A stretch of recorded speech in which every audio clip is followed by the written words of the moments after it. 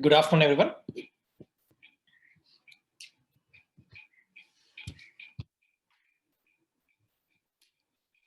Can someone please confirm if you are able to hear my voice and see my video?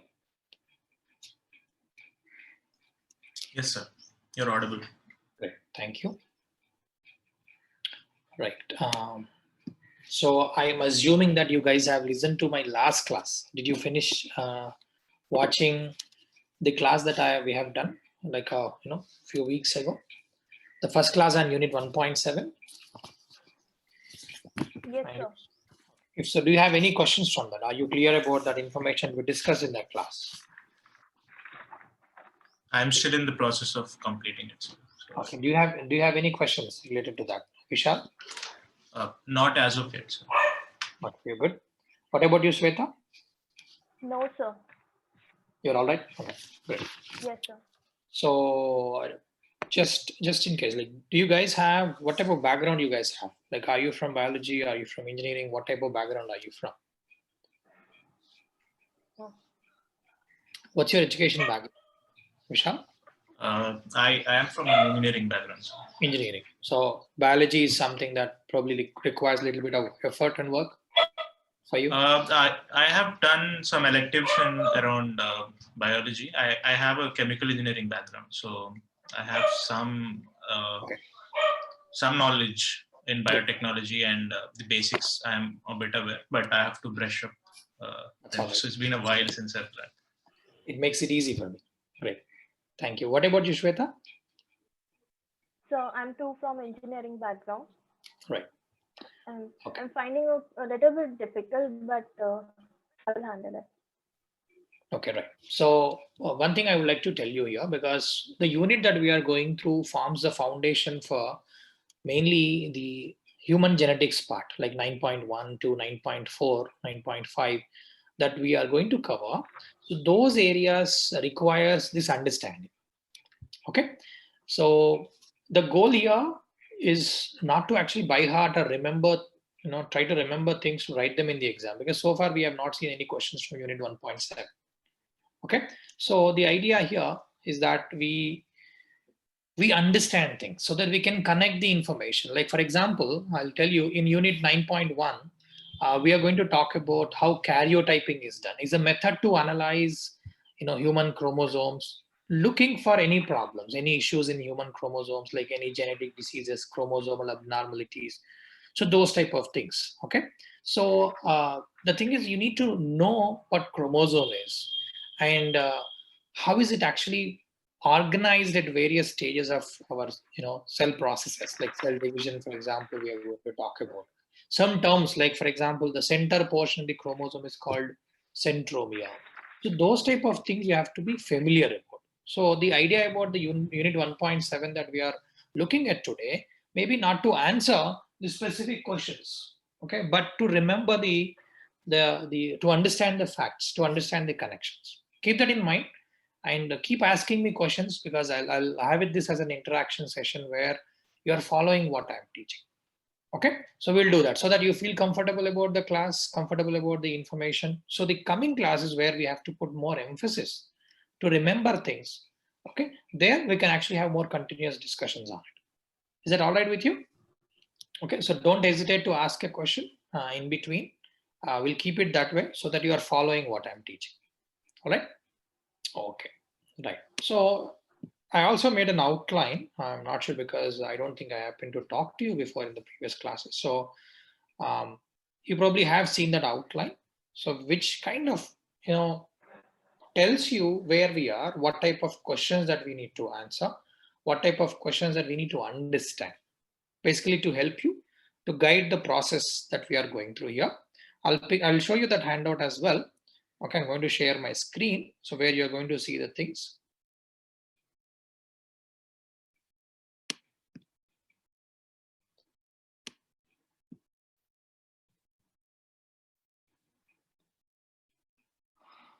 Okay.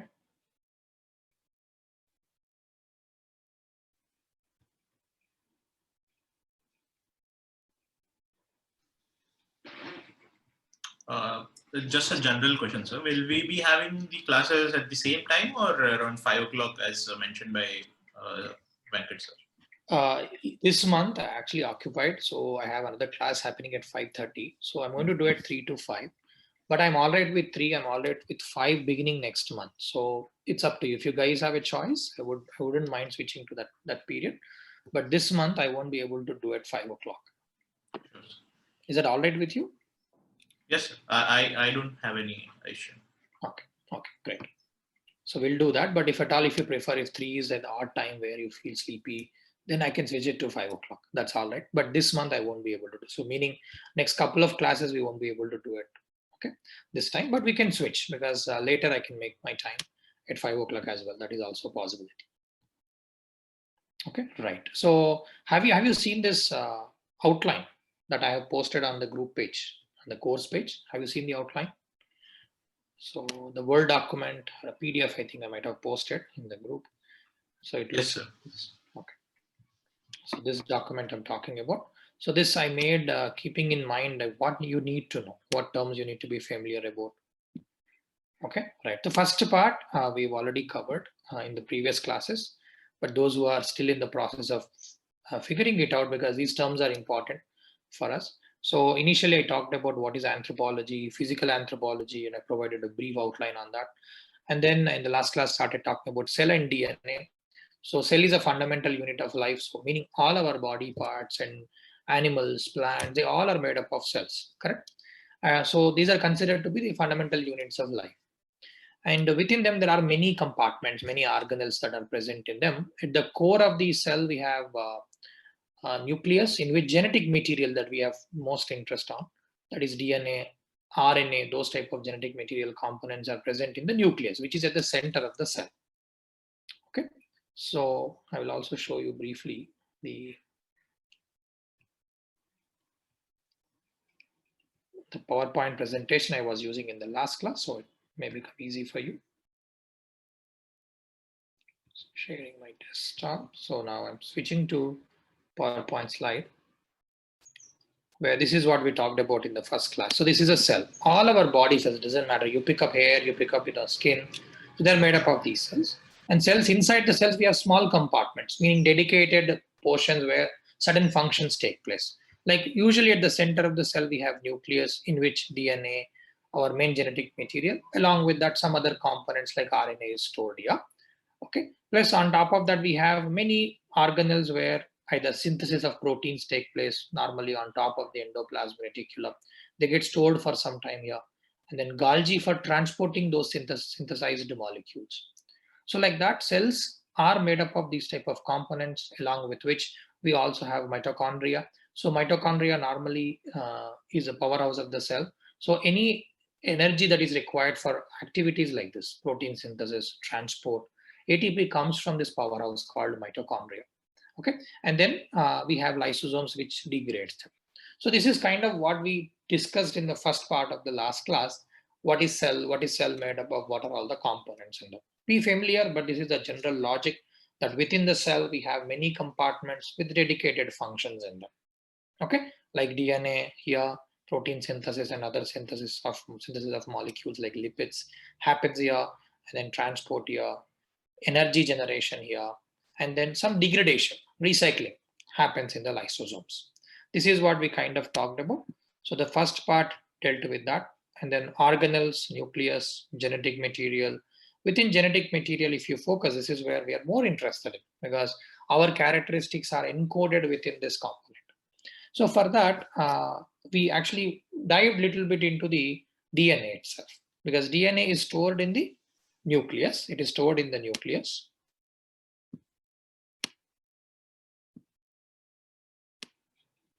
It is stored in the nucleus. And what is DNA made up of? We also discussed this in the last class, which I would like to briefly go over. So DNA is like this. So if you open the nucleus, the center part of the cell, what you notice is, depending on what's happening at that time, you may find chromosomes. Chromosomes are the compact forms of DNA. So chromosomes are nothing but nicely compacted structures of DNA. So meaning, if you take this compact structure and slowly open it, what you notice that it eventually gives rise to DNA. The thread inside this chromosome, or thread that is used, that is wounded together to give rise to this compact structure is chromosome. So compact structure is a chromosome. DNA is a thread that actually gave rise to the chromosome. Meaning, more or less, we are talking about same thing. DNA chromosomes mean the same. But in what sense do they differ from each other? They differ in terms of their organization. Okay, so chromosomes are condensed forms of DNA. DNA is a loose thread of the genetic material. Right? So if you dive into the cell nucleus, if you open the nucleus, you notice that these thread-like structures are floating around. If they are in a condensed form, nicely organized form, we call them chromosomes. They look like this X-like structure. But whereas it is nothing but the thread called DNA. Okay, now you're interested in even opening the DNA. Take that thread and open it. You notice that this thread is not a single thread, but two threads, kind of stuck together. So they are made up of two such structures, two threads in them, which normally forms this helical structure, like, just the way the spiral looks like in the spiral bound books. Okay, this is this portion like that. It has that type of bending to it. Okay, so that DNA has information, instructions on which whole life actually runs. So the information about DNA, we further expanded on this concept in the last class. We took the DNA structure, and if you open the DNA structure, DNA made up of certain chemicals called nucleotides. So these threads I was talking about is made up of chemical structures called nucleotides. That is why DNA is called polymer of nucleotides. It is called polymer of nucleotides. Okay, are you following this? So this is a thread that I was talking to you in the last slide. Correct. So if you open the nucleus, we find chromosomes. And I'll tell you when chromosomes are found. It is not always that you see chromosomes. At certain stages of cell cycle, we see it. So what are the purple spheres that we have here? Exactly. Good question. So I also kind of discussed this in the last class. These are kind of support systems or anchors. So what do we do? If you take the thread of DNA, if you want to organize it, it will collapse. You need something to hold on to it, right? So these are the circles or spheres you are seeing here are certain type of proteins. Okay, these are proteins. These are proteins around which the DNA is nicely tied. So this compact structure is made with the help of these proteins. And DNA itself is a protein? No, DNA is not a protein. DNA is a polymer of nucleotides. Okay. So what is the difference between the DNA and proteins? They both are made up of different chemical constituents. So DNA made up of nucleotides, proteins made up of amino acids. So it's like you're comparing English with German. English has English letters, German has German letters. They both are molecules, but made up of different things. Okay. So, but what DNA is compacted with the help of proteins. So within DNA, you see the spheres, but actually our goal is not to, our focus is not on the spheres, but on the threads. But we're taking the help of spheres to nicely organize it in the cell, because cell is too tiny, right? Nucleus is too tiny, but DNA is huge. Long threads of DNA, you can carry it to the moon a couple of times. So you want to nicely organize it, nicely place it in the nucleus. That is why we do this compaction, for which we take the help of the spheres. They are proteins. And as I said, you probably have some education on this. So these proteins are known as histones. These are called histone proteins, histones. Okay, right. So then we talked about, we are now getting a little bit more details about DNA. So DNA made up of these chemical structures called nucleotides. Okay, so it is like engineering students might know polymer, right? Polymer means, repeated units are put together. But here, what is a repeating unit? Repeating unit is called nucleotide. The analogy I was using in the last class as well is where you're building a wall. Imagine that wall is usually built with bricks, correct? The brick here is the nucleotide, and the wall is, we are referring to DNA as the wall here. So in the wall of DNA, the bricks are nucleotides. Okay. So what do I mean by that? You see the structures here on the left-hand side. Okay, this structure. So this single piece, which is actually put in a circle here, this is called a nucleotide. Put that here. So this is called a nucleotide. So this part is called a nucleotide. So meaning nucleotide has not one but three components in it. Like brick, imagine a brick is made up of three colors, not one color. Yellow, red, orange, for example. So there are three parts to this brick. Okay, we name them as sugar. One of them is called actually sugar. This central portion we are seeing is called sugar. This is called base, and this small sphere is called phosphate. Okay, I have written it here, base plus sugar plus phosphate. These three parts together make up nucleotides. Okay, so DNA is made up of nucleotides. Nucleotides are in turn made up of three parts. What are they? Base, sugar, and phosphate. Some details you may not remember, that's all right. Okay, when you revise, when you go through it a couple of times, you may. As I told you, you don't have to by heart them, but know that DNA is made up of chemical structures called nucleotides, and nucleotides are made up of three parts. One is base, another one is sugar, another one is phosphate. In this structure, this is the sugar, this is the base, this is the phosphate.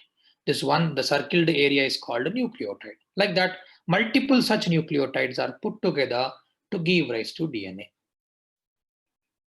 Okay, so we have 3 billion such nucleotides. If you take up one cell, and if you count how many nucleotides made up DNA in each cell, you will find 3 billion such nucleotides. Imagine we could put 3 billion such letters into one cell and the nucleus.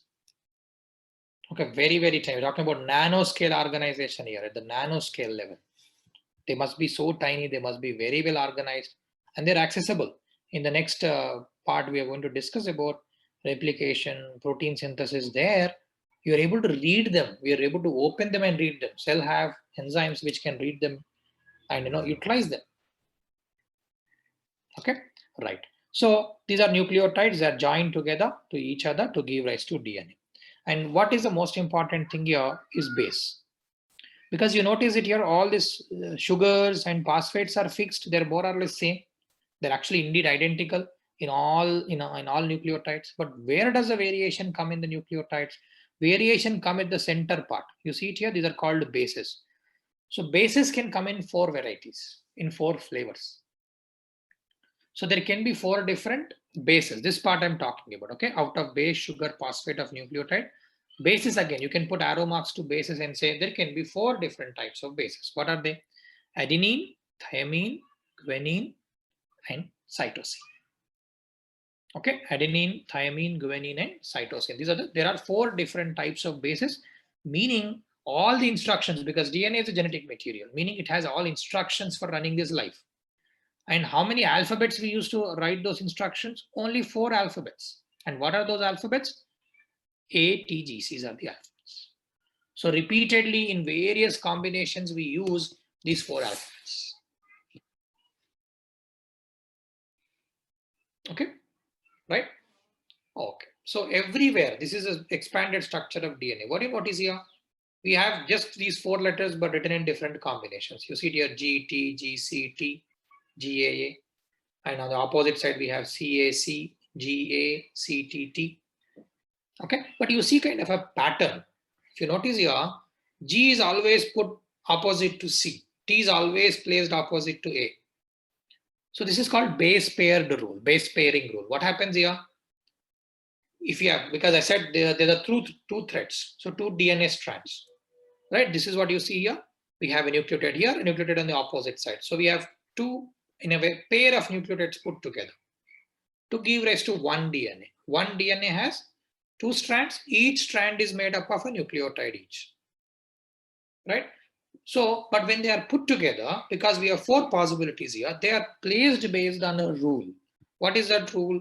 Every time there is a G, on the opposite side you will see. Every time you see A, on the opposite side you will see T. So we normally, this information runs in the form of pairs. A pairs with T, G pairs with C, and vice versa. So you see that rule here everywhere. AT, GC, GC. So AT, GC is what we see here. If you're looking at DNA altogether as a pair. But individually, we see ATGCs. And the order that defines the information, it's like this: CAT cat, CAT cat, right? RAT rat.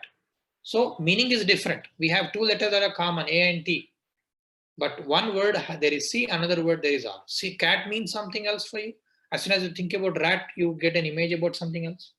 So the meaning is different. So depending on how they are organized, like GTG means something else, CTG means something else, TGA means something else. So these are like words in English. Okay, right. So far, where are we? We talked about DNA. DNA made up of nucleotides. Nucleotides are made up of three parts: base, sugar, and phosphates. And within a DNA, we have the base can be any of these four types, A, T, G, Cs, and A always plays opposite to T, G always plays opposite to C. That's how DNA is constructed. So if you open your DNA and read the instructions, all the instructions are written by jumbling these four letters. And oppositely, on the opposite side of each of them, we have those complementary, we call complementary bases placed here. It doesn't matter if you read this strand or this strand from top to bottom, it gives the same meaning. Okay, I know as we dive into details, it gets a little complex. Imagining becomes a little bit difficult, but that's all right. Okay, wherever you completely lost, let me know. Otherwise, you slowly build this. I think it took me 3 years of my bachelor degree to understand this. So it's all right. But as far as you are getting the information, you're following it, leaving out the details, that's all right.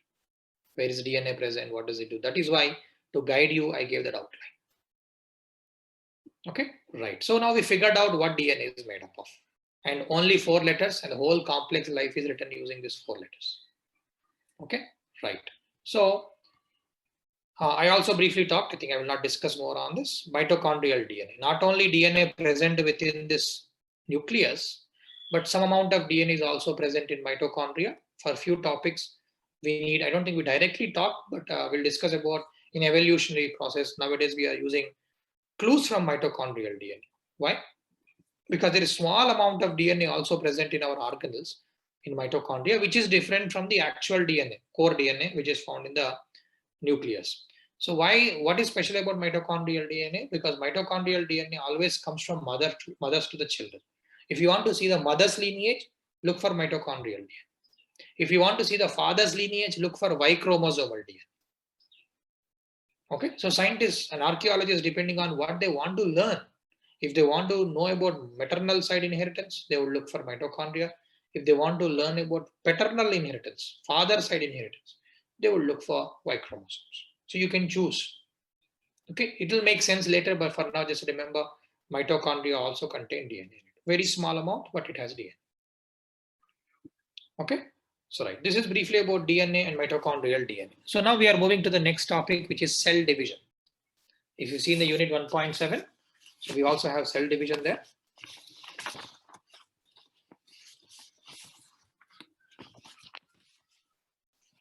Okay, biological basis of life, cell, DNA structure, we finished. And replication. Replication I will deal as part of cell division. So for now, I would like to begin with cell division. It is placed in at the end in the syllabus, but it will make much more sense if we go in this order. So what is cell division? So far we understood that cells are the integral part of life. They're making up this. But do they have to divide?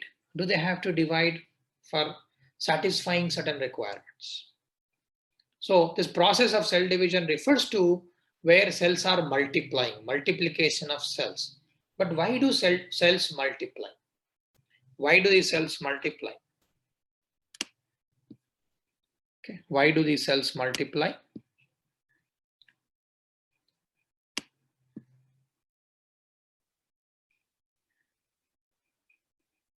So why cells need to divide? What is the need for cell division, or why do they multiply? And then we'll get into the details. What are the different types of cell divisions? And we'll go through a little bit of a tour of how cells actually divide. And I also have a video links to show you. So I'll give you the video link after the class. You can actually watch the video link so that you can add an imagination to what we're talking about in the class.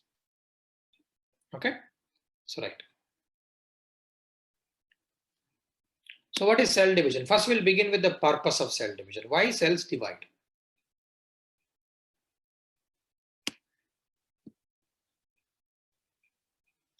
Cells divide to satisfy certain things. Imagine this situation. Like we all started our life with one cell, correct? Our life had begun with one cell. What is that one cell that we started our life with? How is that one cell called? Where all of us start our life with, actually any animal cell, even plant cells, they start life with that. Egg. What is it?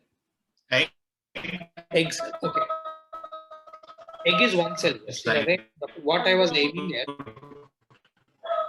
Embryo. Embryo, did you say? Okay. Em- I'm actually aiming at something in between both of this. Egg is the gamete cell from the mother. Sperm is the gamete cell from the father. Fusion of gametes results in zygote. So I was aiming at zygote. Embryo has multiple cells. Egg is one cell, but egg is a gamete. We require eggs to start our life, but life only happens when egg and sperm fuses. So the beginning of our life is with zygote. Zygote is one cell, but when zygote divides, it will give rise to embryo. So eventually we have a dedicated chapter for this growth, human growth and development. There we'll talk about these stages. But for now, just remember, gametic cells called egg cells and the sperm cells, they fuse. This is what is called fertilization. And then what happens? The fusion results in zygote.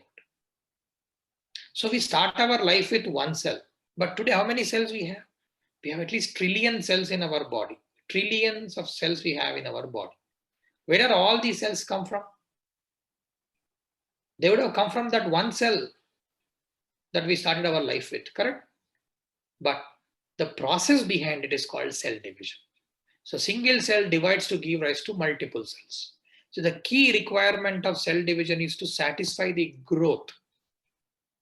Starting from zygote to baby, even the fetus, infant, it happened because cells have ability to divide.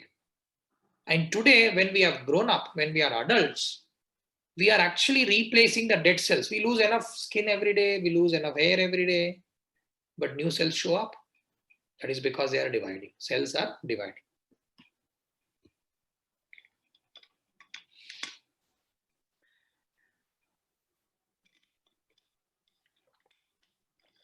Okay.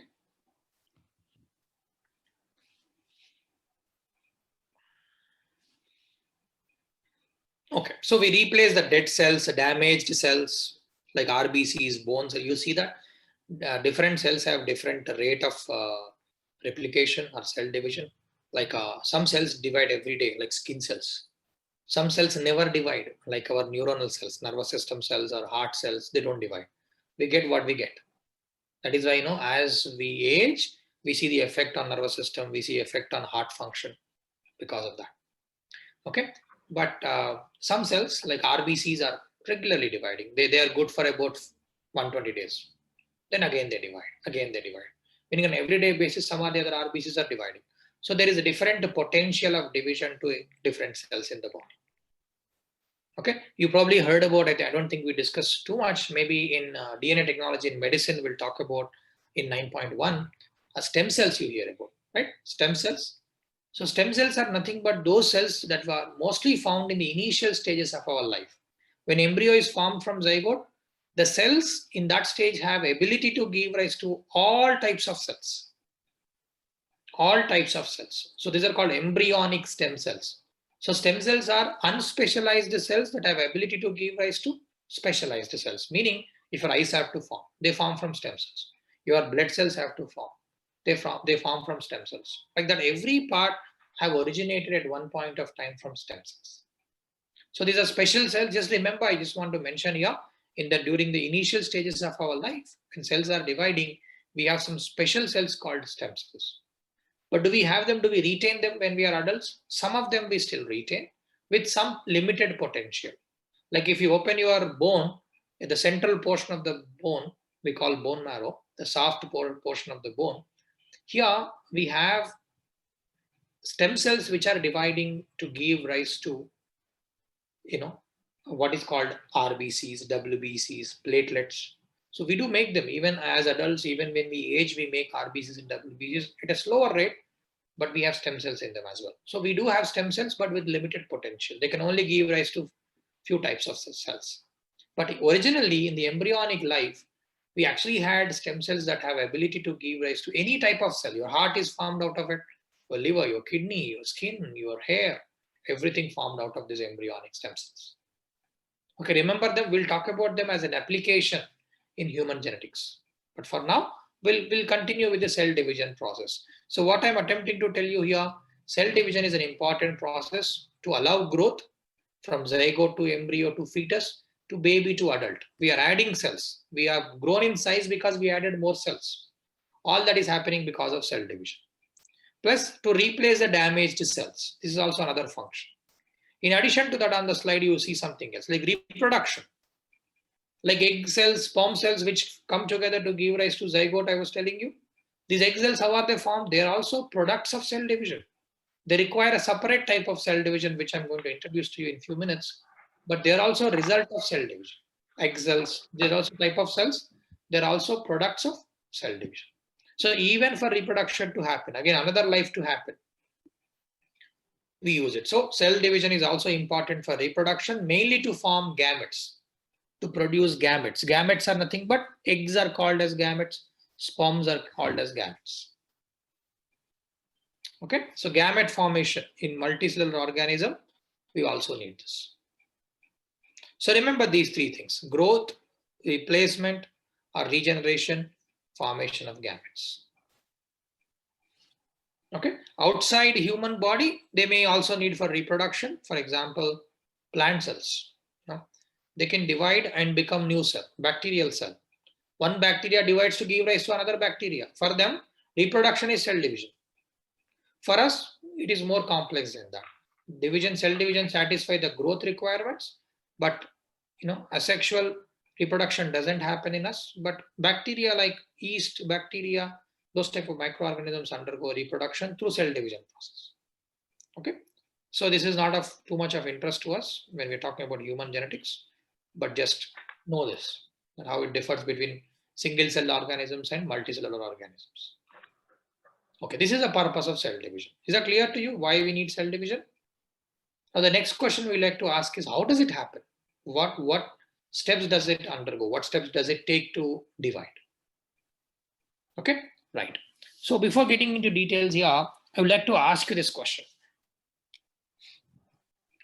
I'd like to ask you this question that, so we have, a cell which is made up of so many components in them, plus DNA in the nucleus. So if cell has to divide, what has to happen to the cell?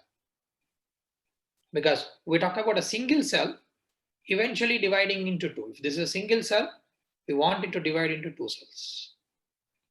And each cell should carry same information. Each cell should have same DNA. Each cell should have, all the compartments, mitochondria, Golgi, endoplasmic reticulum. So before you actually decide to divide the cell, some preparation is required. Correct? So cell division actually goes through these stages. So before actual cell division takes place, if you see all the green color region, so it is a preparatory phase. This is where preparation is happening. Cell is preparing. Cell is preparing. Okay? Just for now, remember, we have a preparatory phase, and the name of the preparatory phase is interphase. If you want to write down, so write down like this: cell division, two phases. Phase one is a interphase. We call it interphase. Okay, you put two arrow marks to the cell division and first write down interphase. Second, you write down cell division.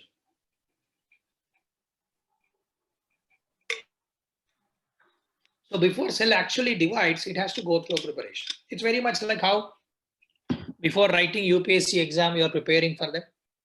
Correct? It is similar to that. So writing is your goal. To write the exam, to clear the exam is your goal. For that, you require preparation. And you see that? So we are spending time, our cell spends time towards preparing for a division. And which one takes more time, preparation or writing the exam? Preparation, obviously, right? So look at this. This green portion actually is accounting for the preparation. Cell prepares long enough for a very small, the process of cell division. So cell division, if you have to give you numbers here, an average, each cell takes about a day to divide, 1 day. It takes 1 day to divide. Out of 1 day, 23 hours goes for preparation. This 23 hours goes for this green region, and only 1 hour goes for actual division. Is it not very much like how your preparation goes? You spend years together for preparation, and writing exam happens within weeks, days to weeks.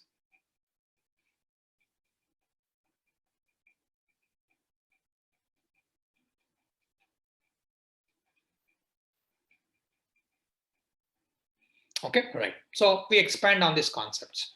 First, I was telling you preparatory phase, which is known as interphase. And second is the actual cell division phase. I'll introduce this name later. So interphase, why is it called interphase? So imagine cell division is a continuous process. Cells keep dividing, right? We'll study in aging, some cells, some estimation says that each cell can divide at least 50 times or around 50 times. So meaning one cell divides to give rise to 2 cells. This cell, new cell again divides to give rise to another 2 cells. So this process continues. So meaning if you see between cell divisions, we have this preparation. If you place them, cell division 1, cell division 2, cell division 3, between every cell division, cell has to prepare. That is why this phase is called interphase between 2 phases, between 2 cell divisions. It is called interphase between 2 cell divisions. Okay, right. So this is what we notice here. So preparation is happening. What preparation is happening? Now, the next question we would like to ask here, what is a preparation? What preparation cells have to go through? For you, prelims, you have to read so and so subjects, right? For cells to divide, what's preparation they have to do? Now let's get into the details. Now we are focusing on the interphase. I'm going to just move to the next slide where some information is written here. So this region, nothing but the green color region that we have seen. This is the preparatory phase.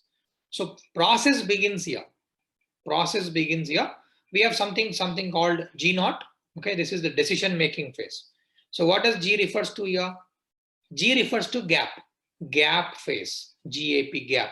G refers to gap, meaning it's gap between the actual divisions. So like what we talked about as interphase, these are gaps in the interphase. So we call them gap 0, gap 1, gap 2. So interphase, you write down, put the arrow marks, G0, G1, follow this order. So in interphase, first write G0, then you write G1, then you write S, then you write G2. So I'll explain you step by step what is G0, and what is G1, and so on. So what is G0? Just remember, G0 is where a decision is made. It just makes a decision. Am I ready to divide? Do I have everything I need to divide? It's like whether you want to write the exam, it depends on your preparation. I don't think usually you go for exam without preparing for it. Maybe you just want to get a feel for it. But usually what you do, you finish your preparation.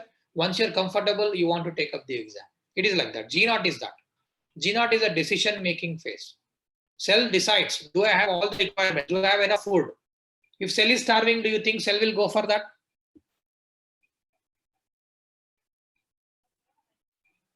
No, sir. No, right? So we cannot, because if you're starving, what's the point in adding cells? And you probably see people, children who are malnourished. Children who are malnourished.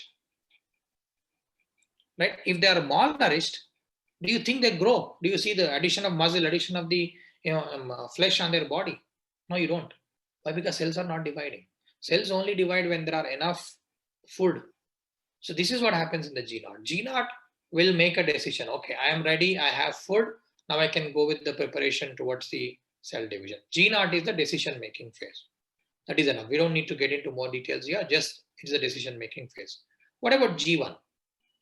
So now cell decided to go with the cell division. It entered into G1. It moved to the first phase. So knowing the syllabus, let's say, knowing the syllabus, identifying the resources, something like that. So G1 is that. So what happens in G1? The whole interphase actually relies on the center portion called S.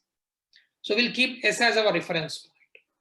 I told you G1 is a decision-making phase, then cell moves into G0 is a decision-making phase, then cell moves into G1. Then Actually, the whole thing depends on this phase. What is it called? S phase. So G0, G1, yes, you write down as S phase. What is S? Why doesn't it have G as a name to it? Why is it not called gap? But it is called based on the key process that happens in the whole preparation. The most important process here is maybe reading, maybe making notes, correct? So this is this S phase. This is called S. S refers to synthetic phase or synthesis phase. S refers to what? Synthesis. Synthesis of what? DNA. This is where DNA synthesis happens. Synthesis of DNA happens.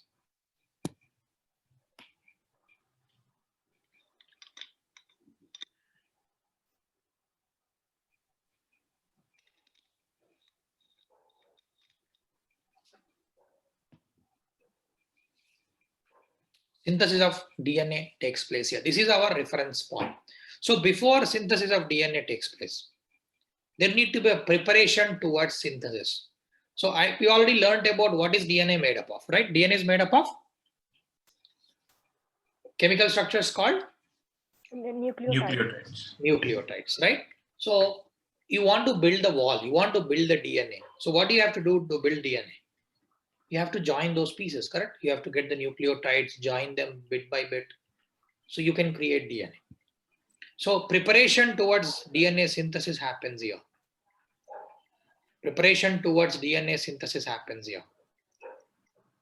Okay, so this is a key thing that happens along with what is mentioned here. The key thing here, you are getting ready. It's like this. If I have to tell you differently here, let's imagine that S is prelims and cell division is mains.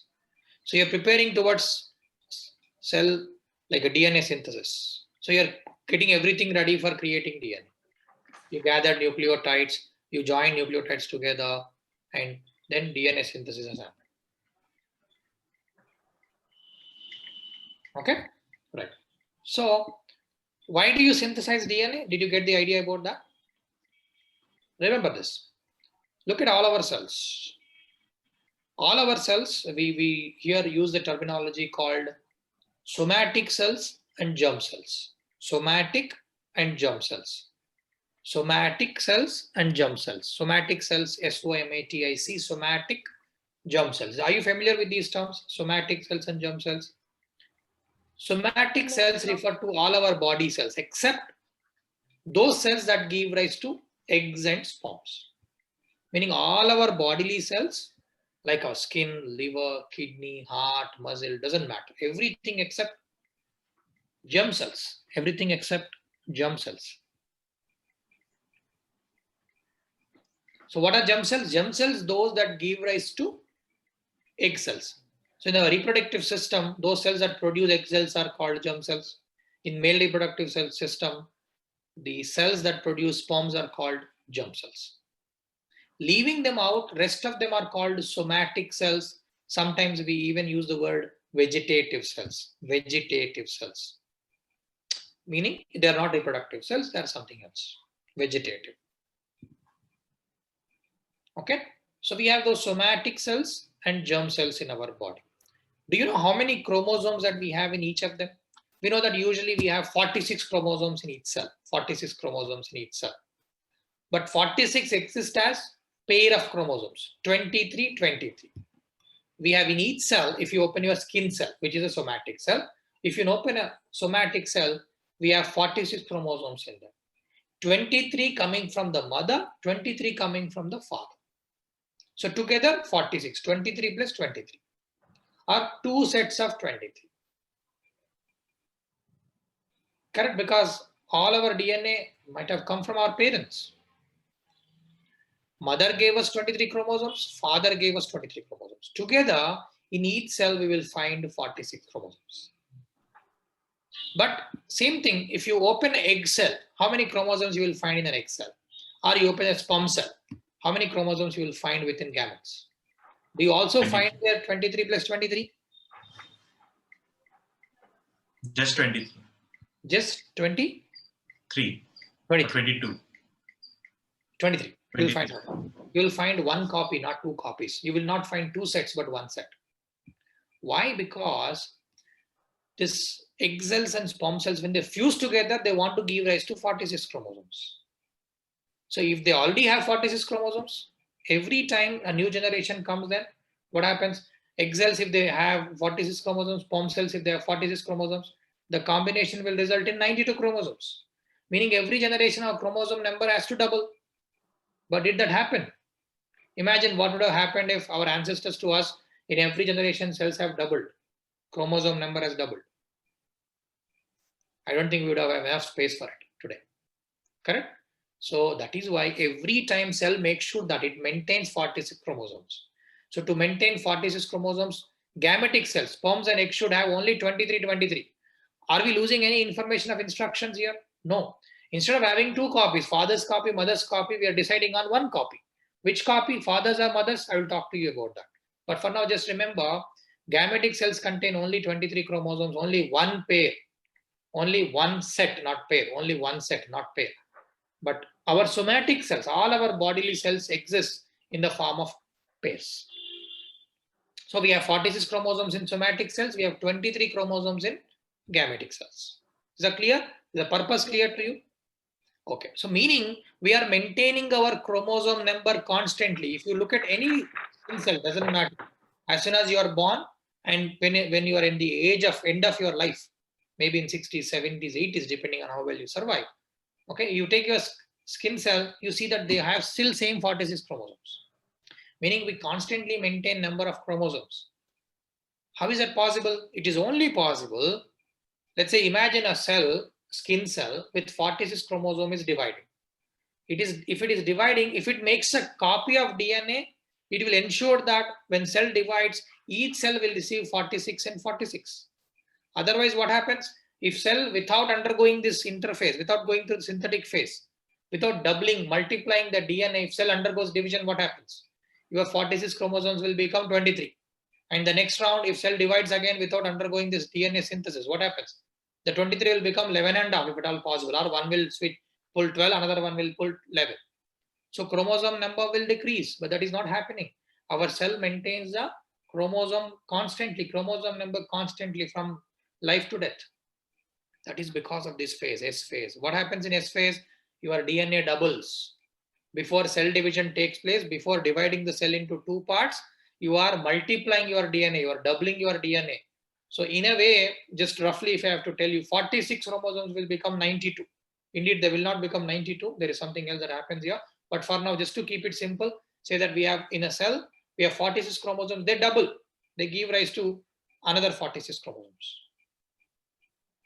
That is what happens. So that when actual cell division takes place, they end up again giving rise to cells with 46 chromosomes in each. I think there should be a slide I would like to show you here, like this.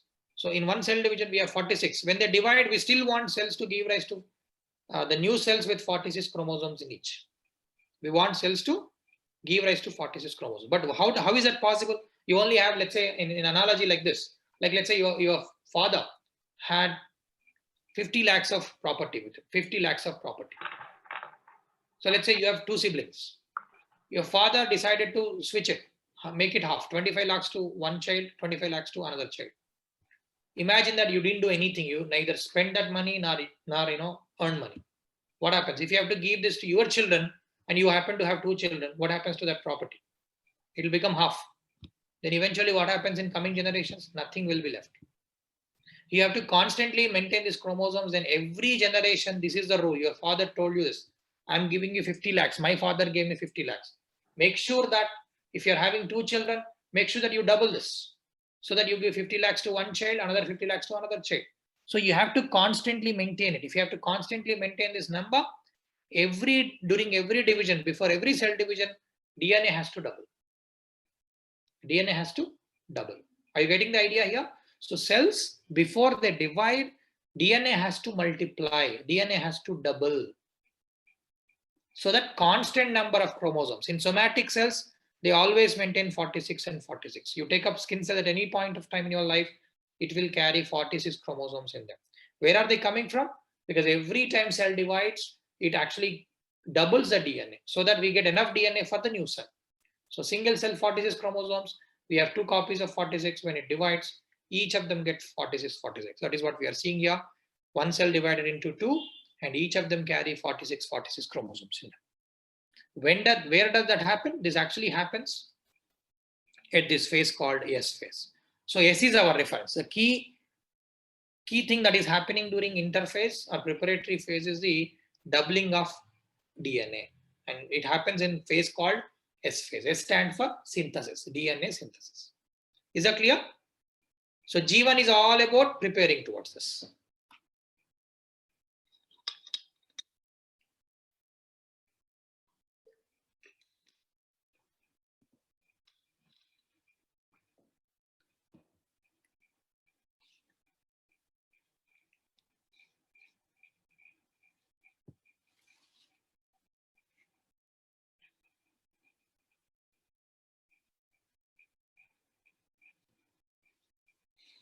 Okay.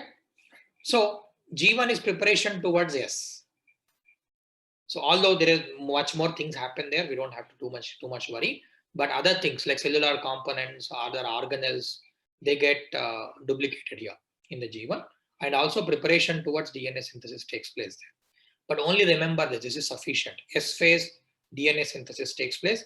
G1, preparation towards this happens. Preparation towards the DNA synthesis takes place in the G1. So we make the decision in the G0, and in G1 we prepare towards S phase. In the actual process takes place in S phase where DNA synthesis takes place. So you double the DNA.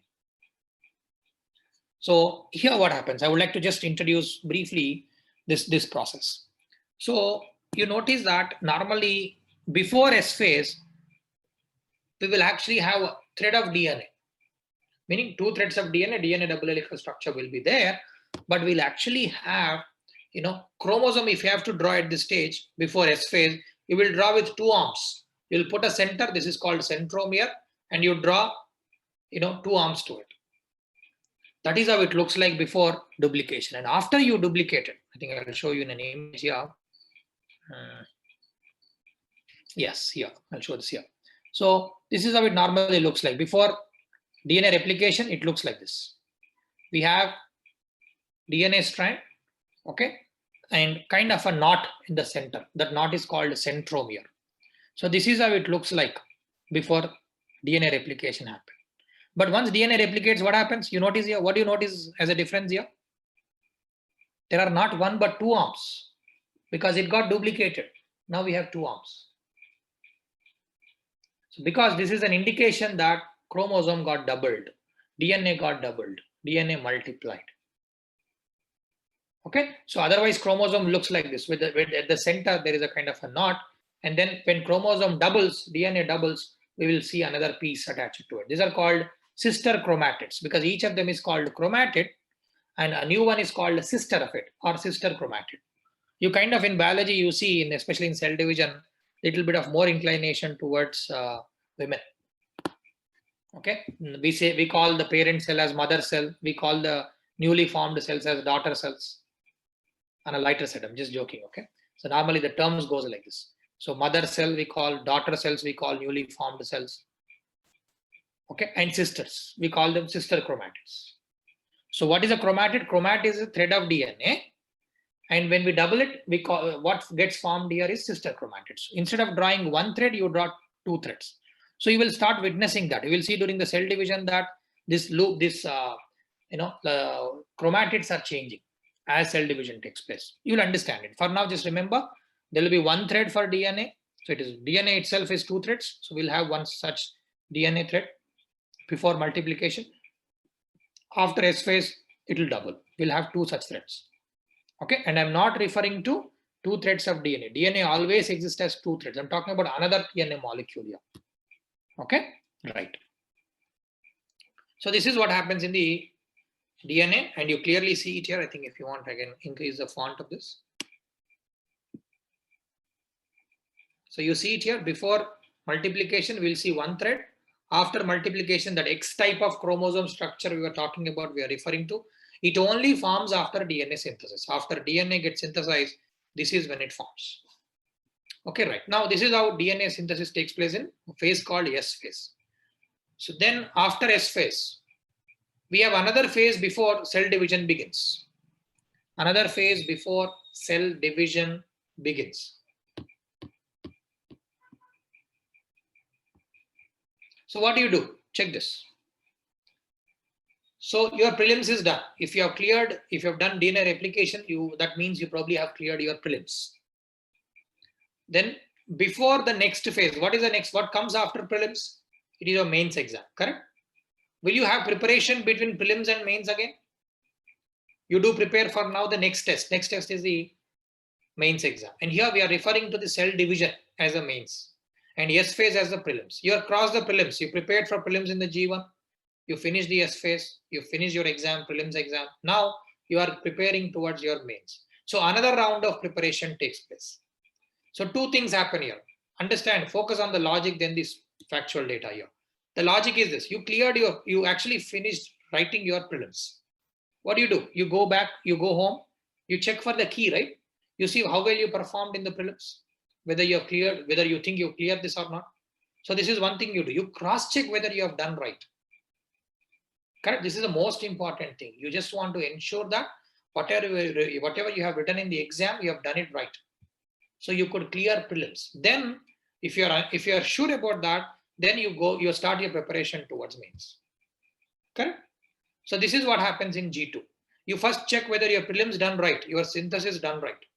So you check for any errors. You double check the chromosomes, newly formed new chromosomes for any needed error, any repairs, any errors, to fix any errors. So unless you are actually through with this, you cannot go to the next phase. This is what happens in cells as well. Once DNA synthesis happen, in the next phase called G2, you just make sure that you have not made any mistakes. If you made mistakes, you rectify it. Cell gets a chance. You don't get a chance, you get another chance to write the exam. But cell will stop here and will wait to ensure that there are no errors made. If errors are made, it will attempt to fix the errors before it goes to the cell division. And that phase is called G2. So what happens in G2? G2, you rectify any errors that have formed during DNA synthesis or in S phase. This is what happens in G2.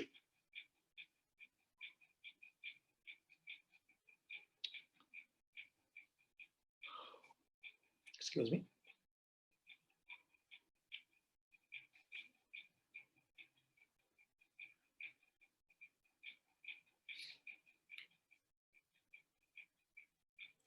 Is that clear? And what else can happen here? If you're sure, let's say your errors are fixed. What do? Now you prepare for the next phase. You prepare for the mains. You start preparing for your optionals, other mains papers, correct? This is what happens in G2 also. Once it is through the fixing the errors in the DNA replication process, it will prepare for the next one. Like it makes proteins, it makes everything that is required for cell to divide. Okay, right. This is the process of preparatory phase or interphase we call. Hope this is clear. The key aspect in the interphase is to double the DNA so that there will be enough DNA for two cells that are going to be formed here. And with the reference to DNA synthesis, preparation towards DNA synthesis happens in the G1. Okay, and once everything is prepared for making DNA, preparation happens in the S phase. And then once you're done with S phase in the G2, what do? You fix any errors that have formed during the DNA replication, because it is the code. This is the code for life. If any mistakes are made, let's say you made a mistake in preparing nose, what happens? Nose may not appear right, may not appear in the right place, may not do the right job. So you have to fix it. So that is what happens here. When you have written the code, you fix the code. Any errors in the code are fixed. That is what happens in the G2. Plus, you now gear towards next phase, that is cell division, actual cell division. You look towards the cell division, any preparation. What is a preparation? You don't have to learn the specific details, but your preparation requires, making proteins, synthesizing some threads to pull the chromosomes apart. Those type of things actually happen in the G2. Right? Is it clear? The interphase clear? This is all the preparatory phase where maximum amount of time that cell spends in it. Now cell moves to the actual cell division. Now we are going to learn how cell division happens. Preparatory phase is done. Any questions on this? Anything that is not clear to you? Is that clear? Is the steps clear to you? What is G0, G1, G2? Yes, sir. Okay. If it is clear, then I move on to the division process. Sir, Good. Probably not related, but in G1, G0, we discussed, say, cell decides whether to move forward or not. So Right. if it doesn't have enough energy, it doesn't move forward, for example. Right. Does that happen at G2 level as well? Or because so if there are any, say, mistakes in replication, we hear about mutations or something like cancer and all. Correct. So such decision making doesn't happen at G2, or how is it different from G0? Very good question. Actually, G0 cell decides whether it should go forward for division or not. Correct. So that is why we said it's a decision making phase. Let's say cell doesn't have enough food. You see it in the image. It says cell cycle gets arrested here. It doesn't move forward. It doesn't divide at all if there is not enough requirements, enough food to satisfy the division. But let's say in S phase, there is enough errors have happened, mutations, as you rightly pointed out. Changes have happened in the DNA, mutations got introduced, which can lead to cancers. So what happens in the G2? The two possibilities. If the mistakes are fixable, there are just enough mistakes that cell can fix it. So what does cell do? Cell will take time in the G2, fix those errors, and once the errors are fixed, it will move forward from G2 to mitosis.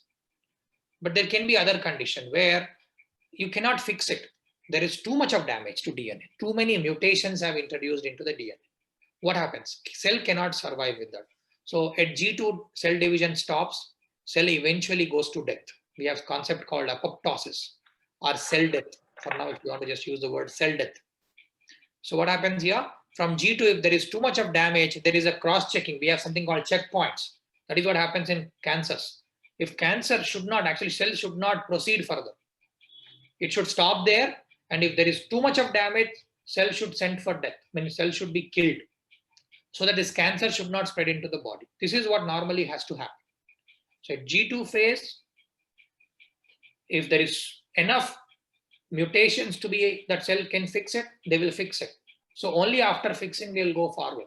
There is a checkpoint to ensure this. But let's say another condition possible where there's too much of damage happened to the DNA. You got exposed to the UV. Let's say you went into the radioactive plant, you got exposed to radioactive material for a long duration, your DNA got damaged. What happens? Cells will not divide. Cells will not go further. Now, instead of moving towards cell division, it will move towards death. So signals come, there are some proteins which will tell it is a time for you to die. They will destroy the cell and go away. So G2 such cross-checking happens.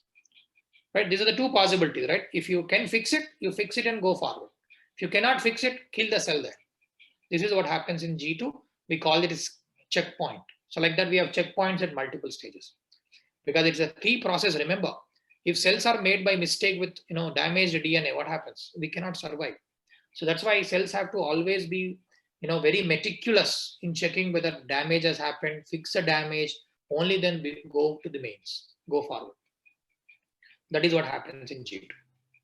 Okay, so it is not decision, in a way it is a decision making phase, but not decision is not being made whether to divide or not. Decision is being made whether to go further or not.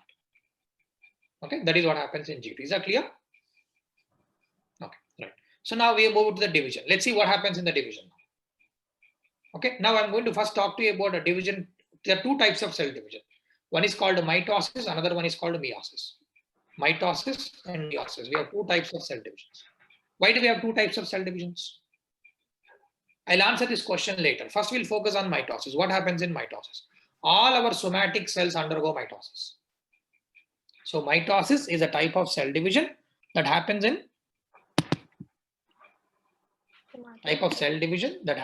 somatic cells. I already introduced the term somatic cells. Somatic cells are all bodily cells except germ cells.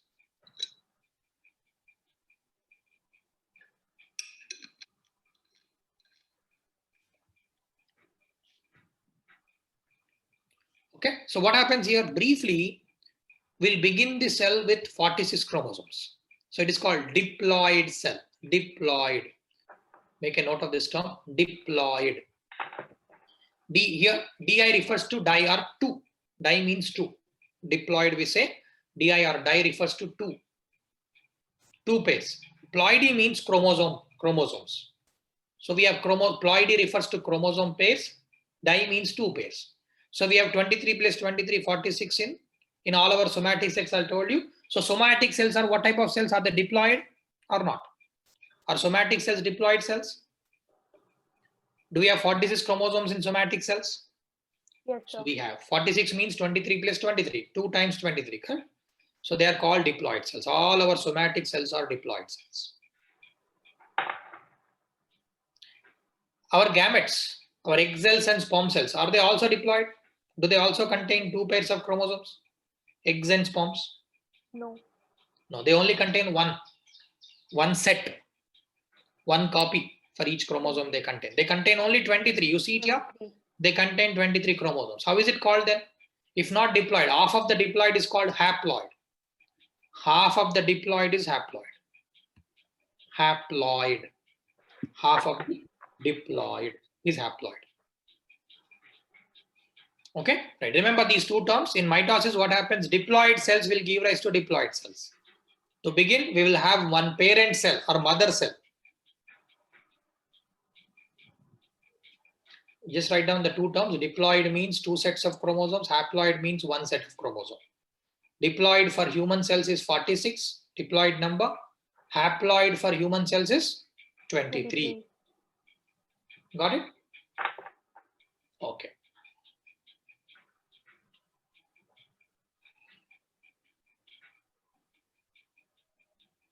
Right. Now what happens? So we have parent cell with 46 chromosomes. We want it to divide and give rise to 2 daughter cells. We call them daughter cells. Newly formed cells are called daughter cells. The newly formed cells also contain same chromosome number, 46 and 46.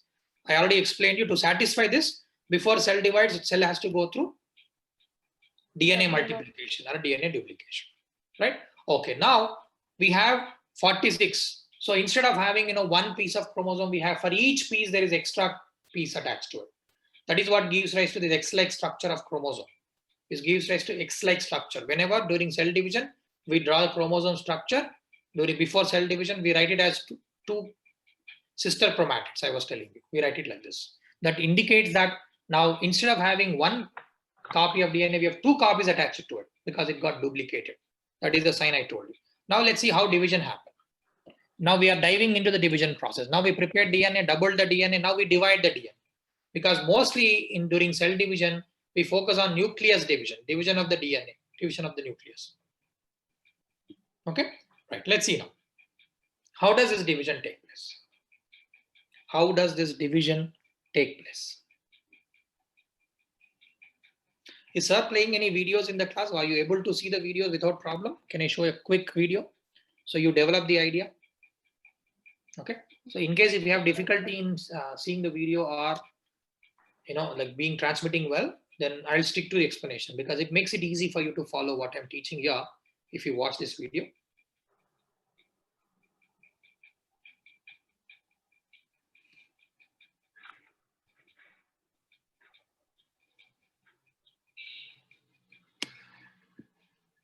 This link I'm going to provide you, okay? This is part of the outline that is given to you.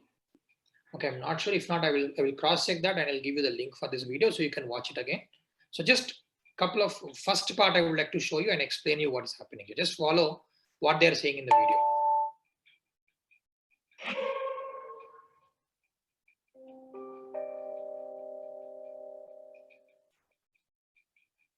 Cell division is required for an organism to grow, mature, and maintain tissues. During the mitotic phase, a cell will undergo mitosis to form 2 new nuclei, and then divide to form 2 new individual cells during cytokinesis. Mitosis is the process of dividing the duplicated DNA of a cell into 2 new nuclei. Mitosis is split into distinct stages. The first stage is prophase. The DNA condenses, organizes, and the classic chromosome structure appears. Next comes prometaphase, where microtubules attach to the chromosomes. This step is followed by metaphase, where the chromosomes align. Metaphase is followed by anaphase, where the chromosomes separate.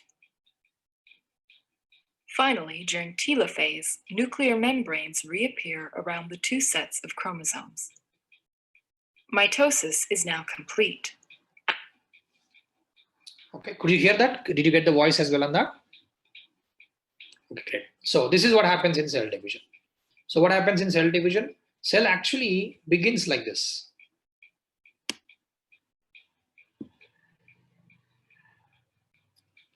So this, just for the sake of following it easily, scientists have divided the cell division into mainly 4 phases. In between there are additional phases, but mainly 4 phases. So cell division, mitosis, like cell divisions are divided into how many phases? 4 sub-phases. So what happens here? So first one is called pro. Pro means beginning, initial, prophase. And then don't worry about prometaphase. Then meta. Meta means in the middle. Prophase, metaphase, then anaphase. Anaphase. You put the arrows for mitosis because we finished the preparation, interface is done. Now we're talking about cell division. If you want, we're talking about specific type of cell division called mitosis. Mitosis. Okay, where 46 chromosome diploid cell will give rise to diploid daughter cells. Okay, so such chromosomal division we are talking about here. And this cell division takes place in 4 steps. First phase is called prophase. Second phase is called metaphase. Meta means middle. I'll tell you why it is called middle. And then the third phase is called anaphase. Anaphase. A-N-A, anaphase. And the third one is called telophase. Third one is called telo. Telo means tail, end, at the end. Pro means at the beginning. Telo means at the end. So like that, this division finishes, this nuclear division finishes in 4 steps.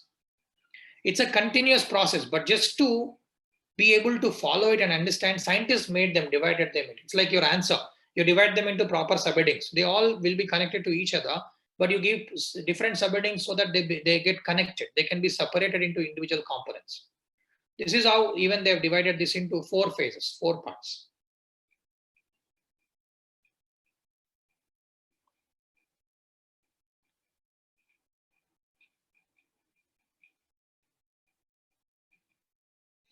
Okay, now what happens? As we have seen in the video.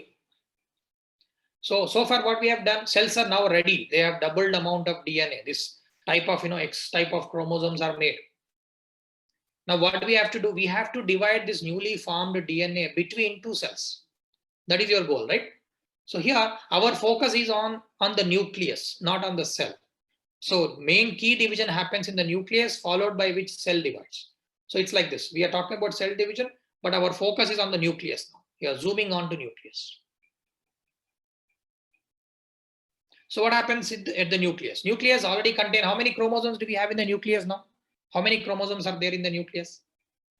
After S phase. Now it finished duplication. Now it is just ready to divide. It is now beginning mitosis. How many chromosomes will you see here? 92. 92, right? In theory, if you randomly count, it has to be 92. But I was explaining it to you that when a new copy is formed, they're attached to each other. So the new copy is not maintained as a new entity. It is attached to each other. So there won't be 92 chromosomes, but there will be double the number of 46 chromosomes. What do I mean by that? Initially, we only have 1 thread like this. But when they doubled, 2 threads formed, but they're attached to each other. So you still call it a single entity. So like that, there'll be still 46 chromosomes, but they're attached to each other. 2 parts are attached to each other. Meaning they can be made into 92, but they're attached. At the center, what is called centromere, the center of the chromosome where chromosomes are attached is called centromere. So I'll show you the structure, image of this to show you better. This is what the chromosome, this is what I was talking about. So initially, only half of this is present. Before cell duplicated, DNA duplication happened, only this piece is present with center portion. This is called centromere. But after duplication, what happened? Now we got 2 pieces, but they are attached to each other. You don't count them as 92. You still count them as 46, but they are doubled. Do you see the difference here? They have sister chromatids. They have sister chromatids attached to each other. That is why in this phase they call sister chromatids instead of referring to them as chromosomes. Chromosome means just this.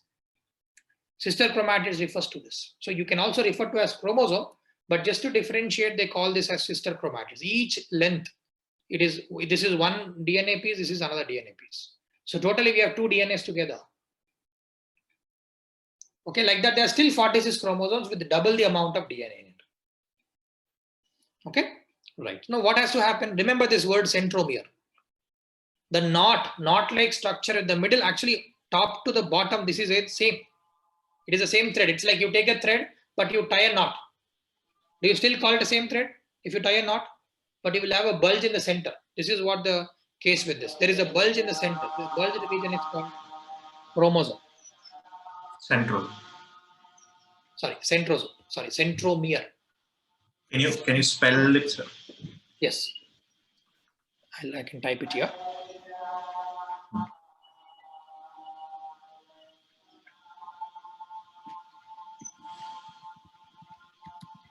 Centromere. Okay. This is called centromere. The center knot or bulge is called centromere. All these things are important. In human genetics, we align them based on centromere. We talk about categories of chromosomes. Okay. For that, our reference point is centromere. So this is a term that you need to get familiarized. Centromere is a center knot-like structure in the chromosome. It's better you just draw the structure of chromosome. At the center, put this and call it centromere.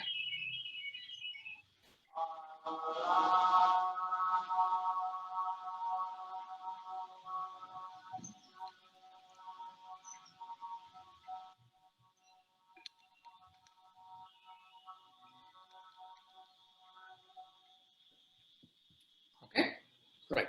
So now let's continue with the process.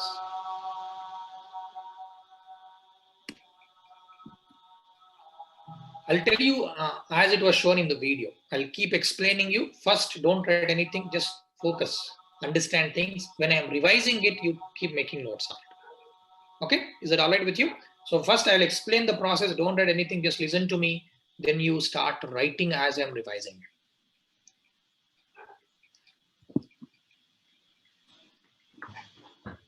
Okay, now what happened? Cells DNA got duplicated. Interestingly, you don't see chromosome structure yet at this stage. After the DNA synthesis phase, you will still see, if you open the nucleus, it's like a thread. There are many threads inside them. Chromosome structure has not formed. Like as we were talking initially, this is what you will see. It will look like thread like this. A little bit of a loose thread you will see. Because chromosome structures have not formed. Normally in the cells, DNA doesn't exist in the form of chromosomes. Only during cell division, it gives rise to chromosome structures. Why? Because it is a time when cells DNA, additional DNA or duplicated DNA has to be separated, right? Only before that process, chromosome structures are formed. Chromosome undergoes this, or DNA undergoes this condensation. So that in the process of separation, we have nice compact structures. So without breaking DNA, you can donate them or you can separate them between daughter cells. That is the goal. So if you open the cell, that is why I was telling you, depending on what stage of the cell division you are, chromosomes may or may not be seen. Only just before, after DNA synthesis, just before separation of the chromosomes, that separation of the nuclear material, that is when chromosome structures are formed. So between these, now in the beginning of the DNA cell division process, mitosis process, what happens is chromosome structures starting to form. So in the prophase, what happens in the prophase? Chromosomes condense, genetic material condenses to give rise to chromosome structures. Meaning, in the prophase, first thing that happens is chromosomes gets formed. Genetic material gives rise to chromosome. They undergo condensation to give rise to chromosome. Meaning, if you're watching a video, you will notice that thread-like structures, they give rise to chromosomes. So chromosome get formed in the prophase. And along with that, imagine we are in the cell and in the nucleus. So what has to happen? Here, the membrane around the nucleus will disappear.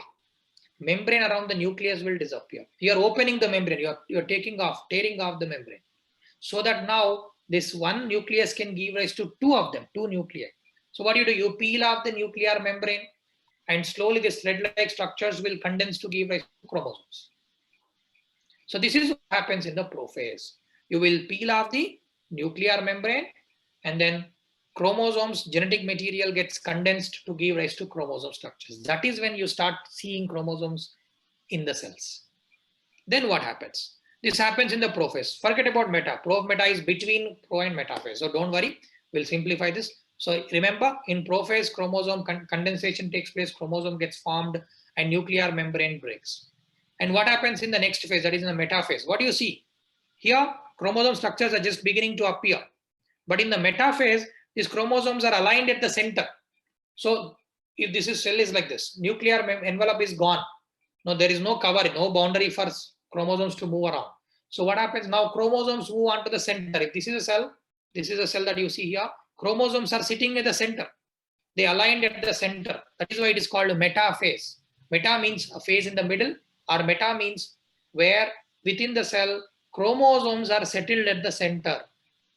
If you draw an imaginary line at the center, chromosomes are sitting there. So they're preparing towards separation, basically. That phase is called metaphase. This phase is called metaphase. So what happens in metaphase? Chromosomes align on the equatorial plane. Chromosomes align on the equator. Equatorial means imaginary lane. You draw an imaginary lane at the center, that is called equator. It's like equator for the cell. So on equatorial plane or on the center, chromosomes are aligned. Meaning they're getting ready. Now they're ready to separate. They're getting ready. They came in the center. They aligned. And what else you see in the metaphase? So one thing is chromosomes aligning at the center. Second thing that you need to know here, you see some thread-like structures are formed here. Before we didn't see thread-like structures. Now thread-like structures are coming from the each ends. From the each end of the cell, each side of the cell, each corner of the cell, thread-like structures have formed. This is basically to tie the chromosomes to pull them apart. There is a name to these structures. These are called spindle fibers. These are called spindle fibers. So you write down thread-like structures known as spindle fibers are attached to the chromosomes. Now they are attached to the chromosome. Each chromosome is attached to the spindle-like structure. In this image, you will see that at the centromere, it's like you tie a thread here, you tie a thread here. These threads are called microtubules.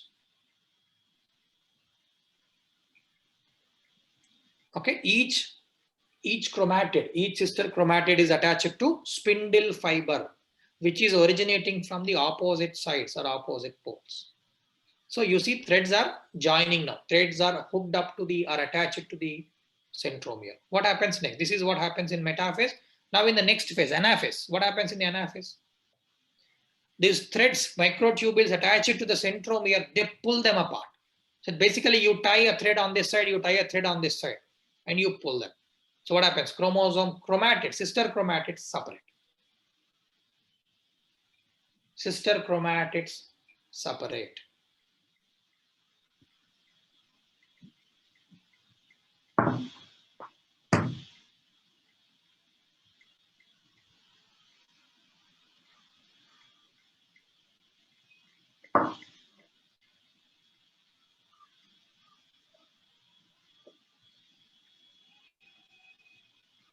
Okay, right. So chromosomes, what happens now? As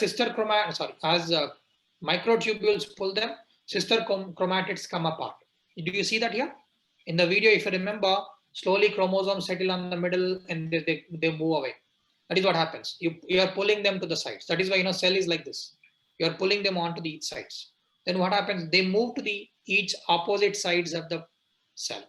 So chromosomes, that is 46 duplicated 46 chromosomes are with chromatids, are now separated into individual 46 chromosomes. So 46 chromosomes goes here, 46 chromosomes goes here. So in the process of moving away, it is called anaphase. Sister chromatids, now called chromosomes, are pulled towards opposite poles. Okay, don't worry about the others. We don't need to get the details. Just focus on this part. Sister chromatids, now called chromosomes, are pulled towards opposite sides. That is what happens in anaphase. Now the last phase of mitosis. Last phase of mitosis, which is telophase. Telophase. Telo means the end phase. in the nuclear division, of course. In the nuclear division, this is the end phase. What happens here? Opposite to prophase happens here. Exactly opposite to prophase happen here.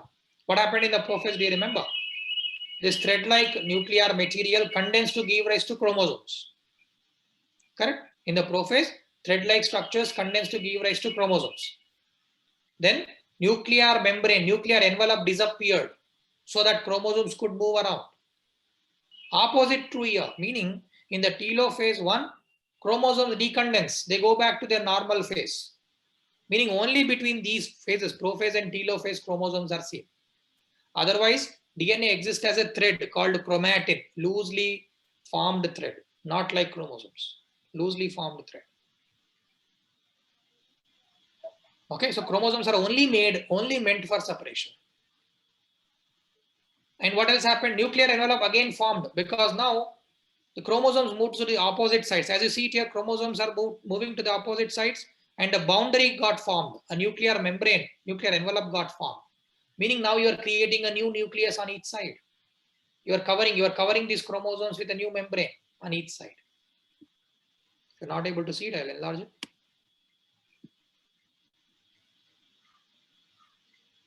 So what's happening here? New membrane is formed. Opposite to prophase. Prophase, what happened? Membrane disappeared. Now you form the membrane again. So remember, prophase, anaphase are more or less, or telophase are opposite to each other. In prophase, chromosomes condense. DNA material condenses to give rise to chromosomes and nuclear membrane disappears. Telophase, chromosomes decondense. Decondensation of chromosome takes place here. Nuclear envelope reappears. This is what happens in telophase. Now what do you see? What is the result of telophase now? We have one cell with two nuclei on each side, right?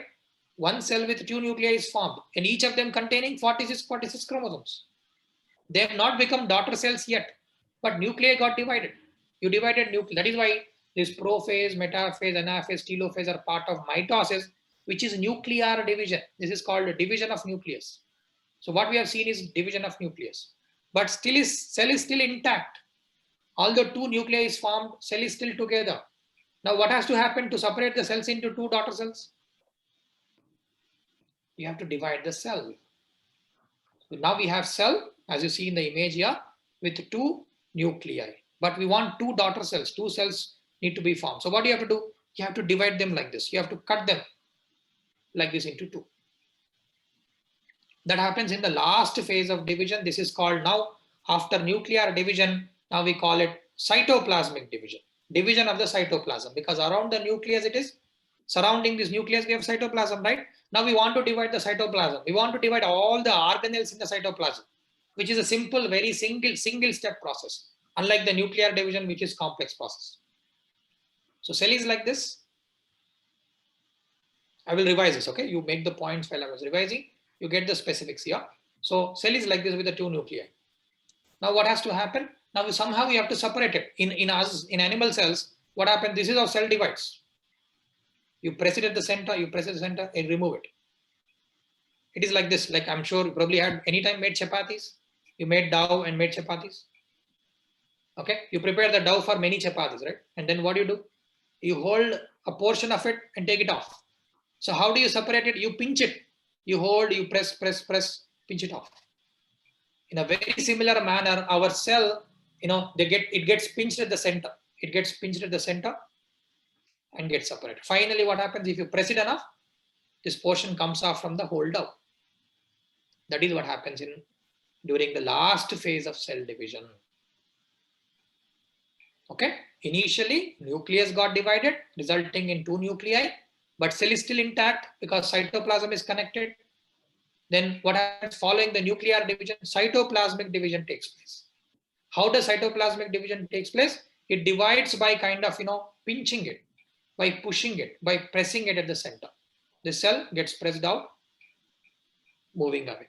So two daughter cells now gets formed after cytokinesis. Cyto means cell, kinesis means separation. So cell gets separated after cytoplasmic division. After cytoplasmic division.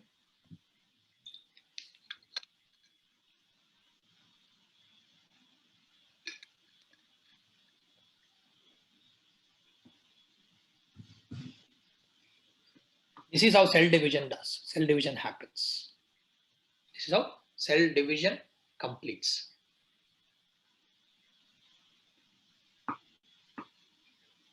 So what happened now? It results in two daughter cells which are equivalent to the parent cell, which are equivalent to the mother cell. Correct? They have same number of chromosomes as the mother cells, 46 and 46. That is why mitosis is also known as equational division. We use the word equational division. Equational division, because daughter cells will have same number of chromosome as the mother cell or the parent cell. That is why it's called equational division. Okay, this is the process of mitosis.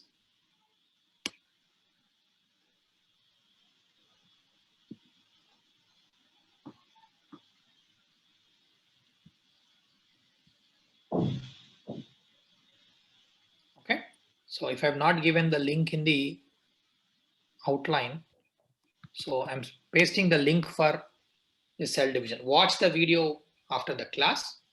You will get the overall idea about cell division. Just a revision to what we discussed.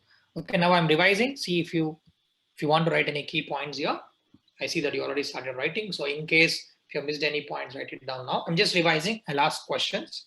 While answering, you write down the information. So we already talked about, we're talking about whole process of cell division. Cell division begins with preparatory phase called interphase. It begins with a preparatory phase called interphase. What happens in the interphase? We learned about interphase where mainly DNA got duplicated. But before DNA got duplicated, there were two phases, G1 phase or G0 phase, sorry, G0 and G1. G0, decision was made. G1, preparation towards the DNA synthesis happened. And then G2, we rectified the errors that probably had happened in the DNA synthesis.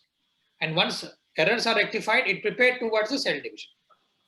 And then we moved towards cell division called mitosis. So what happened in mitosis? Mitosis had four phases: prophase, metaphase. Say it, answer it, because it will become easy. You will remember it. What are the four phases? Anaphase, prophase, metaphase. Prophase, metaphase, Anaphase, anaphase, telophase, and Telophase. cytokinesis. Cytokinesis. But nuclear division only contains these four: pro, meta, ana, telo. Okay, and cytoplasmic division is refers to cytokinesis. Both together. Nuclear division happens first, cytoplasmic division happens next, then cell divides. Cell completes its division. Okay, right. So let's look into the phase. Key points in each phase. Prophase. What happens in prophase? What happens in condenses. Correct. Nuclear material. You don't call it chromosomes, material. although they actually say chromosomes. If already chromosome gets condensed, then why do you call it chromosomes? So we can say nuclear material condenses or chromatin condenses. Chromatin undergoes condensation. So chromosome structures appear. Chromosomes starting to appear. Then what else we talked about? Nuclear envelope disappears. The envelope around the nucleus disappears, providing chromosomes to move around. Move apart. So outer membrane of the nucleus is removed. Two steps. I only want you to focus on these two. We are not interested in other details. So next, what happens? In metaphase, what happens? Chromosome align at the center. Exactly. Chromosomes come to the center, they align at the center or on the equator. Okay. Then what happens? What else you see in the metaphase? Thread-like structure, spindle fiber. Thread-like structures called spindle fibers are attached to Opposite ends, we could say. centromeres. Oh, centromere, sorry. The centromeres, they attach at the center because they hold them at the center to pull them. Otherwise, imagine if it holds them at the tip, what happens? Tip may come off. So they hold them at the center. We'll see there are some abnormalities that results in genetic problems, chromosomal abnormalities, on which questions are commonly coming in the mains exam. Okay, some abnormalities happen when the separation doesn't happen well. So they actually attach at the center, at the centromere. So spindle fibers are attached at the centromere of each sister chromatid. Correct? So this is what happens in metaphase.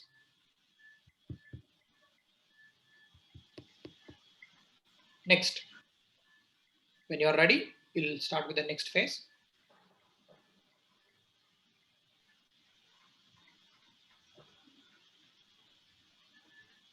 Yes, sir. Anaphase. What happens in anaphase? So in this centromere split into two sister chromatids. That's right. So they split into chromosomes. Sister chromatids split into chromosomes. Yes. Because when these two together, we call them sister chromatids. Now they moved away. Now you call them chromosome each. That is the difference. Chromosomes, they double to form sister chromatids. Okay? Right. Yes, sir. So this thread-like structures called microtubules, pull them apart. Pull at the centromere. They pull these apart. Chromosomes get separated. Chromosomes get separated. And when they're in the process of moving away, in the video, you will actually see it. In the video, they are like this. They will move. They are attached to like this. Imagine this portion is the centromere. They attach it like this. They move away like this. If you see in the real life, this is a real cell, you will notice it like that. You see it here? This is a centromere. This is a metaphase. They're sitting in the metaphase. They're moving away. They're separating from each other. Okay, they look like this. They're moving away from each other. This is called anaphase. Anaphase is where chromosomes are moving to the opposite sides because of the spindle fibers becoming shortened or spindle fibers pulling them up. Pulling them up. Right? There is anaphase. Then the last step in nuclear division is Telophase. telophase. What happens in telophase? It is opposite to prophase, where in this chromosome decondenses and nuclear membrane regenerates. Opposite to? Prophase. Opposite to prophase. So chromosomes that were condensed before now got decondensed because their job of separation is done. They don't need to exist in the form of chromosomes anymore. So they decondense. They become more like a loose threads. We call it chromatid. They become like a loose thread. Not completely loose, not a stretched thread, but a semi-condensed. Okay, so chromosomes decondense, forming nuclear material, and nuclear envelope reappears. Now the job is done, separation has happened, now they form a layer around each chromosome copies, correct? Layer around set of chromosomes, around 46 chromosomes here, another 46 chromosomes here, a new envelope is formed. So this results in two new nuclei in the one cell. Same cell. Same cell. Okay. This is how nuclear division happens. Following which we need cytokinesis. Cytokinesis. So what is cytokinesis? Here cell gets divided. So division of cytoplasm. Yes, cytoplasm. Division of the cytoplasm, surrounding material of the nucleus. Because they're still attached. So cytoplasm has to divide. What does cytoplasm contain? All the other Compartments, organelles, all the other cell parts, organelles, we call them organelles. So they're in the cytoplasm. Cell also need them, right? It is not just the DNA, but nothing much complicated process required. But we need mitochondria, we need lysosomes, we need Golgi, correct? So what happens is they don't have to separately divide. There are many of them, so they get separated between two cells. So cytokinesis is where we actually push it at the center and thereby taking half of the cytoplasm here, half of the cytoplasm here. So you get few mitochondria here, few mitochondria here, and few organelles here, few organelles there. That is what happened. And this finishes the cell division. With that, cell division gets finished. So what drives this force? Similar to microtubules. There are thread-like structures. If you have listened to my complete class, last class, there I talked about what is called cytoskeletal elements. These are thread-like structures. So it's like, imagine a rubber band. You take, in the case of the analogy I gave you, where I talked about separating dough into a few fragments, you put a rubber band around it. What happens if you put a rubber band around it? It will shrink it. It will shrink at the center. It will press it at the center. Like that, there are proteins which kind of act like a ring-like structure. They discussed here. They call cleavage furrow. Okay, but don't worry about those terms. It's like putting a thread around. Imagine you put a thread around the dough and push it. What happens? Dough gets separated, right? Similarly, a thread-like protein structure gets formed here in reality. And separating it into two. Okay? This is how cell division happens. So this is a process of cell division. Can you take another 5 minutes? Is that okay with you? So we can finish the another cell division part. So we can continue with the next topic in next class. Yes, sir.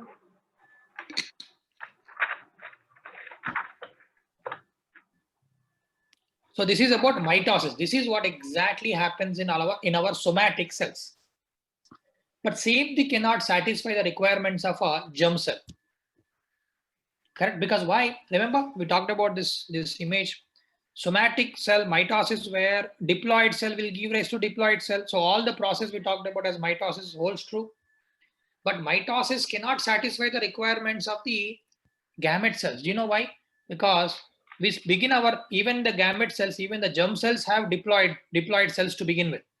But our goal is to make cells with half the copies of chromosomes. So we don't want 46 chromosomes to be present in egg cells or sperm cells, but we want 23 chromosomes to be present in them. So mitosis cannot satisfy, because mitosis DNA duplicates once, divides once. So 46 becomes in a way 92, and 92 becomes 46. But meiosis, we need something else. Sorry, in germ cells, we need something else. We need another division called meiosis. So another type of cell division where cell duplicates once but divides twice. You see it here? Cell duplicates once, meaning 46 plus 46 gets formed here. But cell undergoes division twice. So what happens is 92 will become 46. If you want to write down in the circle, you write down 46 plus 46 here. 46 plus 46. After DNA duplication, 46 will become another 46, correct? So then you show the first division. It is called meiosis 1. Meiosis is a type of division that happens in germ cells, where division happens twice. Meiosis 1, meiosis 2. In meiosis 1, what happens? This 46 plus 46 will give rise to one cell with 46 chromosomes, another cell with 46 chromosomes. So this is more or less like mitosis, right? That is what happens in mitosis. Chromosomes will double, and then each set is given to each cell. In a way, same thing happens, but actually it is different, but it looks more or less like that. 46 plus, it will give rise to one cell with 46, another cell with 46. Now what do you do? Write second phase, meiosis 2. Write another arrow mark, say meiosis 2. Meiosis 1, where 92 will get to 246. And now meiosis 2. What happens in meiosis 2? They divide further. Even the pair of chromosomes will divide. Because normally we have them in the pair, right? 23. Even they divide. So what happens now? There are two daughter cells in the first meiotic phase, right? First phase resulted in 2 cells with 46. Meiosis 2 result in 4 cells, because each cell will give rise to 2 more cells. So resulting in 4 daughter cells. Each with how many chromosomes? One set or 23 chromosomes. Set of 23 chromosomes.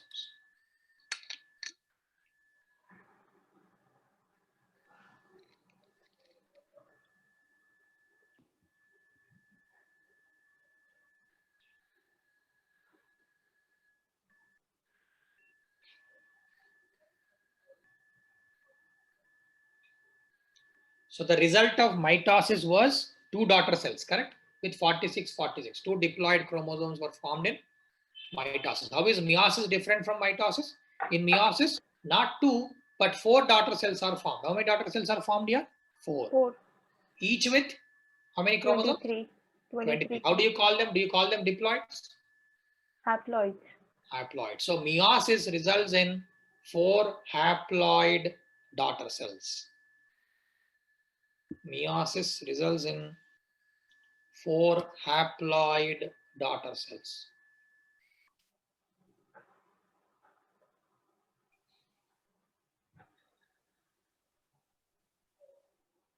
Okay, 4 haploid daughter cells are formed here. Do you understand the reason behind it? Why germ cells have to undergo meiosis but not mitosis?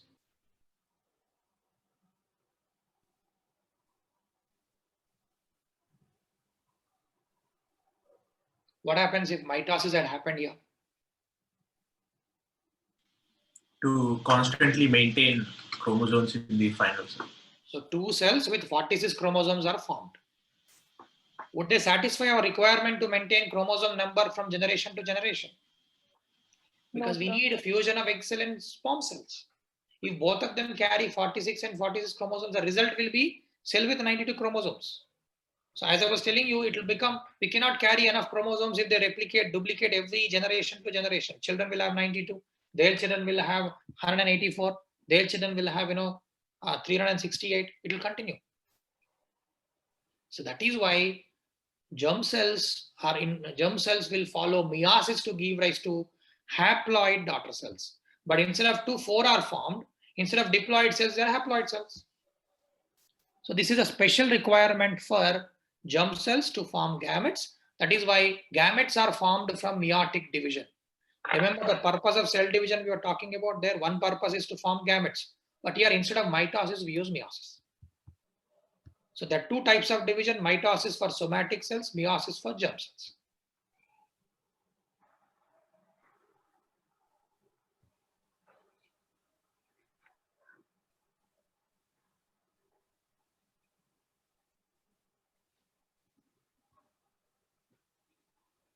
So what is the right way to say meiosis results in germ cells or gametes? Gametes. Meiosis happens in germ cells to result in gamete cells. Gametes. So germ cells are parent cells, gametes are daughter cells.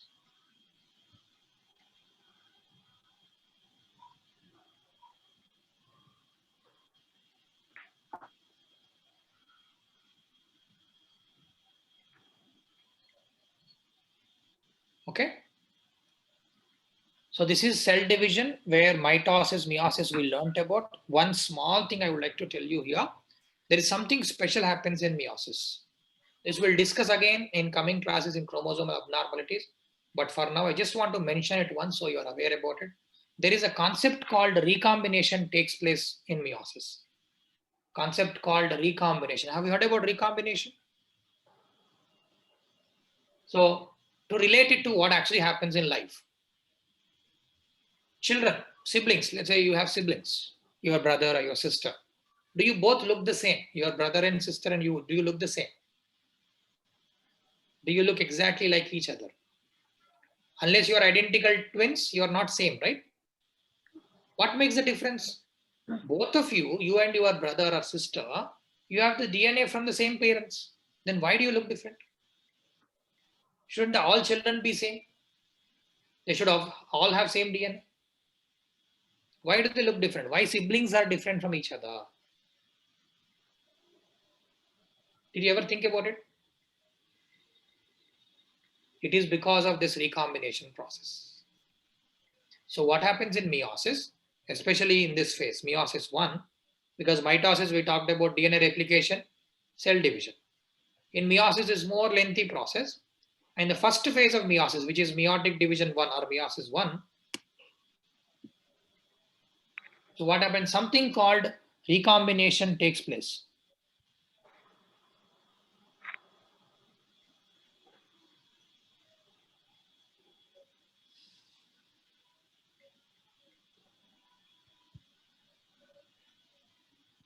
Okay.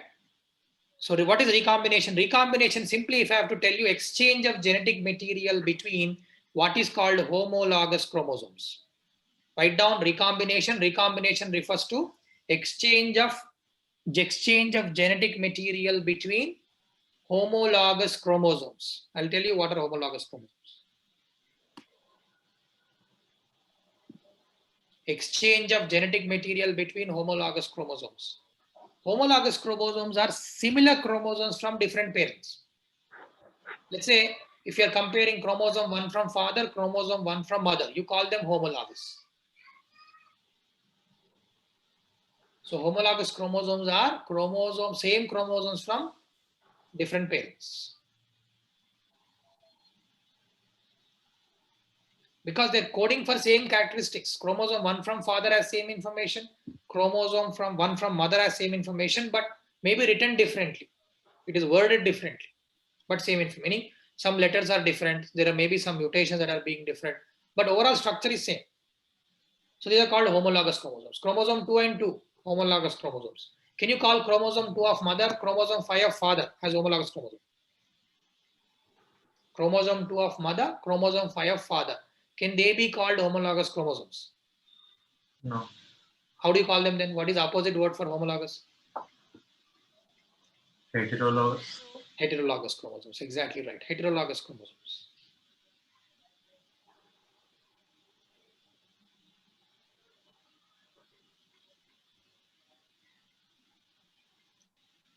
So read, what did I say about recombination? What is recombination? Exchange of genetic material between homologous chromosomes. So it makes sense to have exchange of information between homologous chromosomes, correct? What if chromosome 2 exchange information with chromosome 5? It's like, you took two books, you took chapter 5 from one book, pasted onto chapter 2. What happens? Will that provide you the information you need? No. So we don't want to switch the places. We only want to create variety. So recombination is a source for that variety, which happens during meiosis 1. So what is actually happening here? Your parent chromosomes. Let's say your mother. Your mother has chromosomes from her father and her mother, correct? Your mother has chromosomes from her father and her mother. But what do you receive from her? Would you receive her father chromosomes or her mother chromosomes when gametes are formed?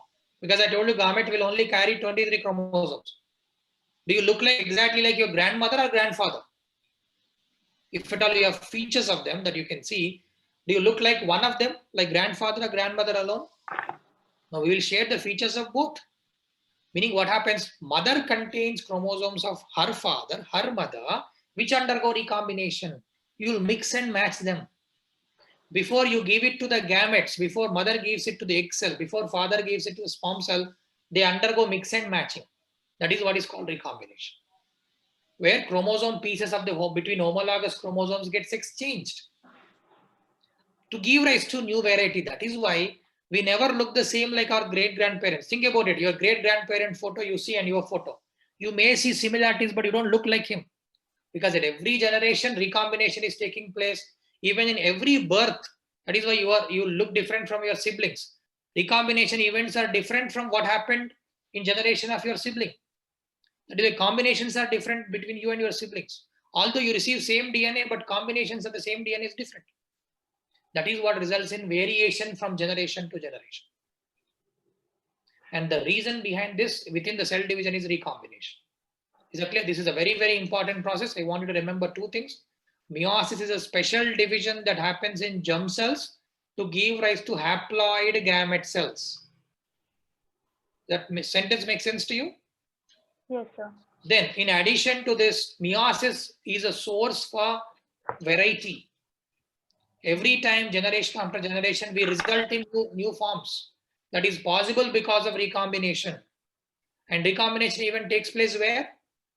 During meiosis 1, first phase of meiosis, where exchange of material happens. So what do we receive from our parents is their parents' combination. So we don't receive either grandparents' DNA or grandmother DNA or grandfather's DNA. We receive combinations of our grandparents' DNA from our parents to us. That is why we share their features, and it's a combination, because father and mother mostly comes from different families. We are mixing their DNA. That is why reproductive function is a source for variation in evolution. That is why you see non-reproductive organisms like bacteria, they don't vary too much. They have to acquire mutations. But here, every generation during the reproduction process, during the gamete formation process, new varieties are made. That's why if you see human generations, we either, if you believe in chimpanzees, to us, we evolved. And one source for evolution is recombination. We again touch recombination in population genetics as a source of variation. We'll again touch it in chromosomal abnormalities. We'll come across this. So just wanted to introduce this concept to you as we're talking about meiosis here, right? Yes, that's where we stop the class for today. This is cell division. I briefly reviewed today about DNA concepts, cell concepts, and I mostly focused on cell division today, okay? And then we talked about interphase, mitosis, and meiosis. Okay, I provided few links in the material. Try to answer the questions are given in the outline. If you follow the outline, answer these questions for revision. Need for cell division. Why cells have to divide to satisfy what? What are the different types of cell divisions, mitosis and meiosis? What is interphase? What happens during interphase? I organize the information we discussed today into questions. In revision, use these questions and try to answer them. Then you should get a clear idea about what we discussed today. What are the different stages in mitosis? Pro, meta, ana, telo. Why certain cells need meiosis and how is it different from mitosis? Would you be able to answer it? We discussed it. Okay. You can, once the class is done, you try to answer those questions. Have you thought about the role of meiosis in generating diversity? What is the role of recombination evolution? Yes. Regarding recombination, so variation is within generation and also across generations, right? So you mentioned twins or brothers and sisters. So twins is a different story. It is an exceptional case because twins, it's supposed to be only one cell, but it got split into two. That rarely happens where not too much of variation is generated because they both are same, but siblings, non-identical twins, any siblings. So you see already, so generation to generation, meaning here our reference, I think I understand your question now. From parents to the children, there is a variation. And again, from that children to their children, the grandchildren, there will be variation. So it is basically between generations. But when siblings? Siblings, the source is not them, right? Source is parents. So although to us they look different, but they are products of diversity that got created in the process. Correct?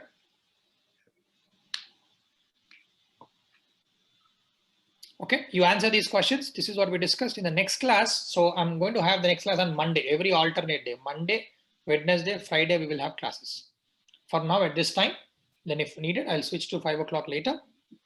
Next class, we are going to talk about two concepts. One is DNA replication. So if you want already see this outline that I posted, it already contains information on this. DNA replication and protein synthesis, we are going to talk. With that, unit 1.7 will be done. Sir, yes. The material for this is shared on the orientation class that is also available. So whatever content is there is relevant for this? Exactly, yes. It is still relevant. I didn't move to the course page. For reading material, I've already given a chapter. So two things, NCERT book chapter you can read for that, which is a little bit more complex. But read that Stain and Rove book chapter I have given on this. Okay, that's still also, you have access to orientation class and read it. That is the source. I'm going to move it to the course page. Sure. Also for cultural, we are following this inverted classroom where sir is sharing notes beforehand for us to study. Yeah. So source that this for this topic, I'm not giving any special notes. I'm only this is basics, right? So I'm only giving the links from the slides here. So and I'm giving reading material for you to refresh it. From the next class onwards, like not this, after next unit onwards, I will give you the handout first. So the notes will be with you and then I'll explain that. And handout would be in PDF or is it something different? PDF. It will be PDF. So if it is a self-written notes, I would request you to share the doc so that we can print it like this with some extra space. Okay, they are not self-written notes. They are typed Word documents. They're typed Word documents. So if PDF, then okay. If it is document, we can kind of fix the margins and print it. But if it's in the PDF, there is no provision to kind of fix margins. Sure. Then I'll give you the Word document. That's also all right. I'll give you the Word doc because the problem is organization gets disturbed. Sometimes we upload it, right? So that's why, and the size wise, we prefer PDF, but otherwise I anyway make Word document and convert it into PDF. So instead I'll give you Word document itself. Okay, right. So I've given some references, additional references. I already gave you this physical anthropology by Stain and Rove, the chapter I've already uploaded. Okay, otherwise class 12th NCERT, molecular basis of inheritance, which is a little bit more in depth. We don't need that much of depth. And look for these additional sources. If you are interested, I've given some book chapters. You don't need to read them, but for sure Stain and Rove is the must. And mitosis, I've given video source, so watch mitosis video. Okay, and also meiosis video if you want, just for a comparison. I've only briefly touched on. Watch both of these videos given in the outline, mitosis video and meiosis video. Next class, we'll finish Okay. DNA and protein synthesis, DNA replication and protein synthesis. Okay. Is all good? Is the speed and the discussion part, is everything good? Do you want any changes in the process? Are you finding it easy to follow? Do you see any feedback on how else you want to see the class? To me, it seems fine. Okay. So feel free to tell me if there's anything that you want to see differently. If anything else or any change would help you better, I don't mind switching to that. Okay. But this is my strategy. I'll show you, I use Word document, PowerPoint slides. Wherever I need images to give you a better picture, I'll show PowerPoint slides. Otherwise, Word documents. I'll match between them and discuss, and I type on the document itself. So if you're unsure about the term I'm using, you tell me, I'll type it. But I'll prefer showing the image, describing it using the image. And I'll give you time because I usually discuss it, the concept, as some of them are complex, I revise them. In the process, it's up to you. While listening to me, if you write, it's up to you. Or while I'm revising it, you write. It's you, Matt. You actually get used to it, whatever you prefer. But wherever, if I'm too fast, stop me. Sir, can you please slow down? Or can you please repeat? I don't mind repeating it. First few classes, we do it so that you get adjusted to me. And then we eventually we pick up the speed. Okay? Would you be sharing this slides as well, sir? Once we discussed today. I don't share the slides. Okay, unless you need any specific image you think that it is useful to you, I'll share that image with you. Okay, individual images, Sure. if you feel they are useful to you, I don't mind sharing the individual images, but don't prefer sharing the entire PPT. Okay. Okay, but do let me know on that. Right. Okay, thank you very much, guys. So we are going to meet. I'm planning to stick to 1.5 hours as far as possible. Okay, but if needed, I'll take few minutes on top of it. Maximum will go up to 2 hours. Okay, if you're getting exhausted, if you let me know, I'll stop at 1.5 hours. Okay. Right. Sure. Thank you, guys. Thank you. Thank you, sir. Thank you.